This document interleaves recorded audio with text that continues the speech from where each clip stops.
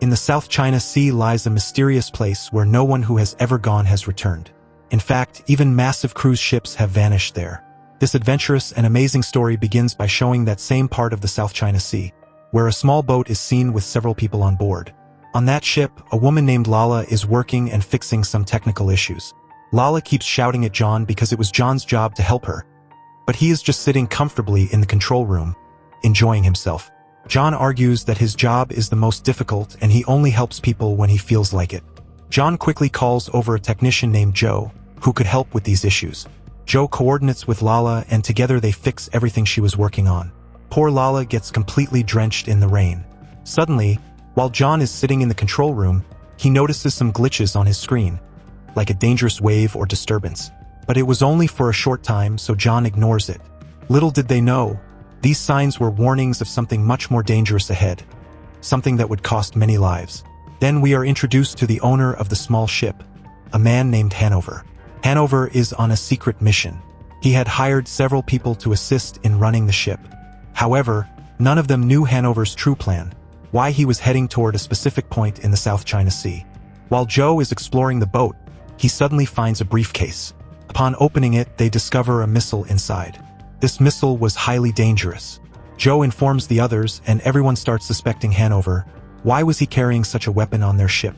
Was he preparing for a war? Why deceive everyone and bring them here with hidden intentions? Hanover, now scared, is forced to tell them.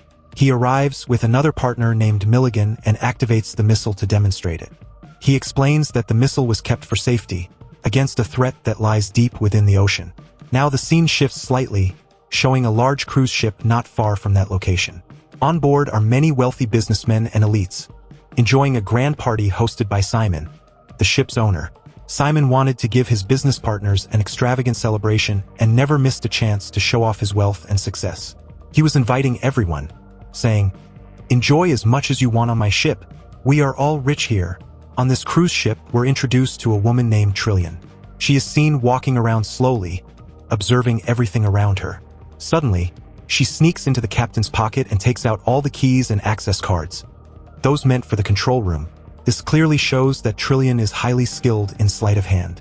She knows exactly how to steal. Trillian quietly moves toward the area where all the businessmen store their valuable jewelry and money. She quickly uses the card taken from the captain to open the security system and starts checking all the lockers. Inside, she finds lots of jewelry and stacks of cash. It seems that the mission Trillian came here for is about to succeed. But luck wasn't on her side, because the captain and Simon arrive just in time. They catch Trillian red-handed and soon discover that she's a wanted thief. The police had been searching for her for a long time. They immediately take all the jewelry back from her and start hitting her. Since the cruise ship doesn't have a jail, they decide to keep her locked up until they reach the shore. They quickly lock Trillian inside the storage area. Now we see a mysterious man sneak into the control room. His face isn't shown, but his behavior makes it obvious that he's up to something. He takes something out from his briefcase and inserts it into the ship system. Suddenly, the cruise ship's entire system begins to malfunction. Everything starts glitching badly. After completing his task, the man quickly escapes. When the captain and his assistants notice what's going on, they are completely baffled. It seems like the ship systems have been hacked, and now they've lost all control. Shortly afterward, the captain and his team spot something huge emerging from the ocean, heading straight for the cruise ship. Within moments, it collides with them. The massive ship begins shaking violently. People are thrown in every direction. No one can control themselves. Amid the chaos, the businessmen probably regretted ever boarding the cruise. No matter how rich they were, money couldn't save their lives now. People were scrambling over each other to escape. The entire place was in utter chaos.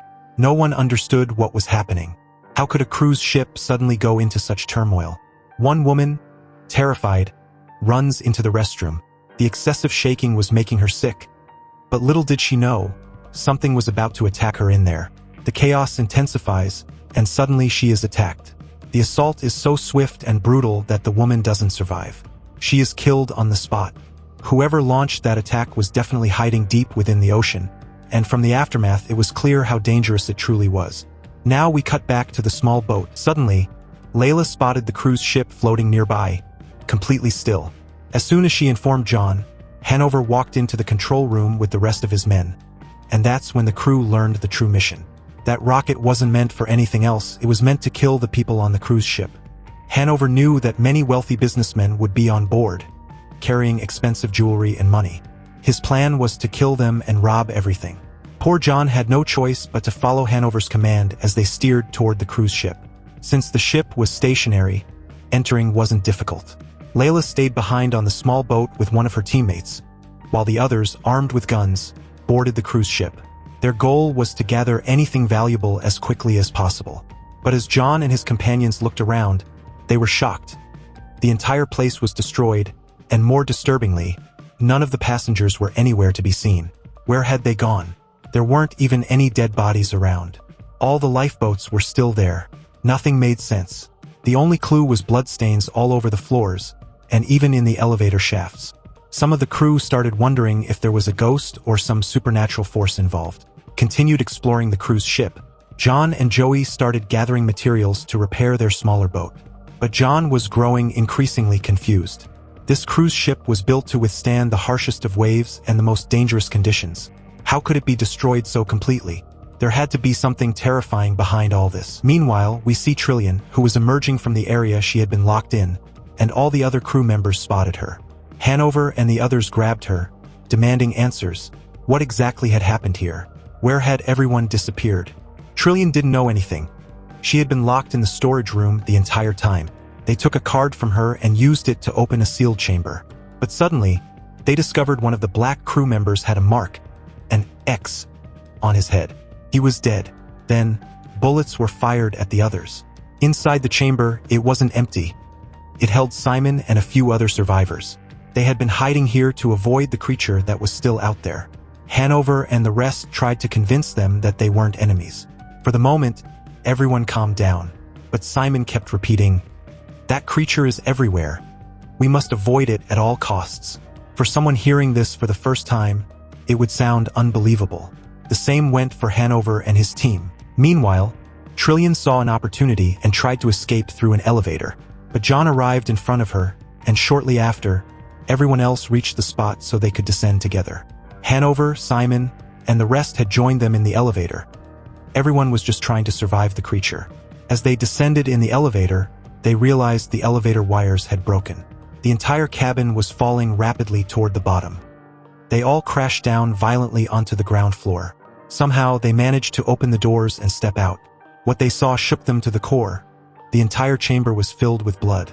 There were human skeletons scattered everywhere, as if people had been entirely devoured. Suddenly, the creature, still outside, began applying pressure to the chamber walls. In just a few moments, the chamber would collapse. John instructed everyone to stay silent. Maybe the creature is attracted by sound. But before they could act, one of the crew members stepped on a skull, creating noise. The moment the sound echoed, the creature attacked with even more force. At this point, running was their only option. They immediately sealed the chamber door behind them and fled in the opposite direction. The remaining people regrouped in the kitchen area and began planning their next steps. Their group had almost been cut in half by now. Trillian believed they should stay there for a while, as the kitchen had enough food and water supplies to last several days. But John disagreed. He believed that the entire ship would soon sink underwater. One way or another, they had to get out of there. At this point, a team member named Mulligan became extremely frustrated. He desperately wanted to escape and started arguing. But everyone suddenly noticed that the creature was right behind Mulligan. They all began to run, and Mulligan, realizing the threat, opened fire on the creature. For a while, he was able to keep it at bay. But he didn't know that the creature had multiple tentacles, and one of the others suddenly attacked him directly. While John, Trillian, Hanover, and Joey were moving forward, the creature began sealing all the doors. It caused a complete short circuit, making it seem like it would not let them escape at all. At this moment, Simon revealed that there was a way out, but without telling anyone, he simply ran off on his own. The others kept running ahead as fast as they could. John and Trillian eventually reached a chamber where the creature had piled up the skeletons of nearly all the missing crew members. It was like a massive stockpile of human remains. Suddenly, that area began to collapse and fill with water. If you ever find yourself in a situation where a boat is sinking, the best thing to do is immediately move to the very top of the ship, and then try to find a platform or flotation device like a lifeboat or anything else that floats. Large ships usually carry small emergency boats for exactly these kinds of situations. But as we saw earlier, all those small boats had already sunk. So John and Trillian kept moving away from the main ship to save themselves. Meanwhile, the creature was right behind Hanover and Joey. Hanover, in an attempt to save himself, shot Joey in the leg so he would die and the creature would be distracted. But Joey managed to crawl into a hiding spot, and the creature went after Hanover instead. Joey took a breath of relief and began slowly moving forward. But right behind him, Hanover was still alive, and the creature was devouring his body bit by bit. In the end, Hanover received exactly what he had done to others. Joey couldn't really help him, so he tossed him a gun and escaped. Poor Hanover, due to the bullet wound, couldn't kill the creature, but he did end up becoming its meal. Now Joey noticed that there was an island in the distance. He realized they might be able to escape to that island. John and Trillian had also made it outside and could see the island too. John went with Joey in their small boat to reach it. But for some reason, Trillian decided to go back onto the cruise ship to get something. Meanwhile, Joey shook John's hand and said they must find a way to kill the creature no matter what. So, both of them decided to use the rocket mounted on their small boat to destroy the creature by hitting the cruise ship. First, they activated everything on the ship that still worked, set it on autopilot, and aimed the dangerous rocket right at the cruise ship. Everything was now automated, and they began moving away from the scene. Trillian found a motorboat and was trying to take the keys to escape quickly. But the problem was, Simon arrived at that exact moment. Simon had a gun in his hand and he wanted to take the motorboat keys from Trillian. When she refused, he started firing multiple shots. Trillian ran away to save her life, and Simon chased after her. Meanwhile, John and Joey were waiting for Trillian for a long time. John started feeling that she might be in trouble, so he went into the cruise ship to look for her. Trillian kept running to save herself, but eventually, Simon caught her. He didn't kill her, but luckily, John arrived just in time. John fired multiple shots at Simon, forcing him to flee. Thankfully, John saved Trillian's life, but they both knew the consequences of making so much noise. Suddenly, the entire cruise ship began shaking, and massive tentacles started emerging from within. At this moment, they finally saw the creature's actual form. It was a mutated octopus. Its tentacles had spread all around, causing destruction, and now everyone had to escape. Before John could get out, the creature grabbed him with its tentacles and tried to eat him. But John had a shotgun with him and started firing directly at the octopus's eye. The creature was hurt badly and released John. Now John and Trillian were trying to escape since they had a motorboat. They could use it to get out quickly. John had already set his smaller ship on autopilot, which would crash into the cruise ship soon. It carried a missile bomb that would activate upon impact. That meant they had very little time left to get away. Meanwhile, Simon was shown escaping. He spotted John's small boat and tried to jump onto it, but he broke his leg. Still, he somehow made it to the control room and started pressing buttons. But the ship was on autopilot and he couldn't override it. John and Trillian were now in the motorboat trying to find a way out, but each exit was blocked by the octopus's tentacles. They quickly chose another route while shooting back at the creature. It didn't look like they were going to make it. Thankfully, they found a lift door that opened on the other side. They ran through it, leaving the octopus behind. Poor Simon, unable to do anything, was still in the small boat when it crashed into the cruise ship, causing a massive explosion. The rocket inside activated as well. The cruise ship caught fire, and John and Trillian sped up their motorboat and jumped into the water. In no time, the giant cruise ship was engulfed in flames and explosions. The terrifying mutated octopus was also killed in the blast. After traveling like that for a while, they reached the island shore by morning. But their motorboat was damaged, so they had to wait for a rescue team. Suddenly, they saw someone in the water. It was John. That meant John had survived the entire ordeal. All three friends were together again and started enjoying the moment. But suddenly, they heard some noises from the island. The sounds were coming from a much larger creature, meaning they were now headed toward a danger even greater than the last one. This is how our story ends here.